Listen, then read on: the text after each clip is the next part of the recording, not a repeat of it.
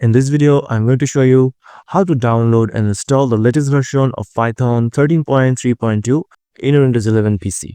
So to download, first you need to open a browser, and after opening a browser, you just need to search here in the Google for Python. Then just go to this python.org, which is the official website of Python. To download it, just go to the downloads and click for download for Windows with the Python version here, and it will start to download. As you can see, it's only 27 MB. After completing the Python file, just go to the folder and double click to open this. For opening this, I'm just going to minimize this.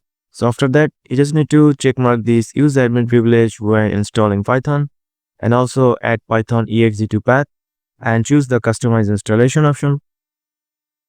Then here you need to choose all this default option. It will also install your IDLE, also the pip installs pip, which can download and install other Python packages.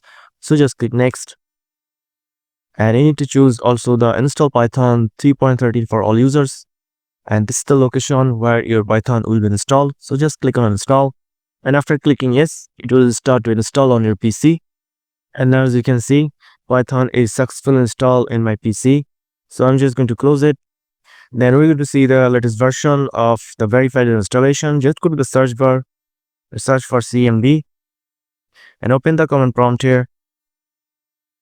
And after that, just type Python here, press enter. Now as you can see, Python 3.13.2 is successfully installed in my PC.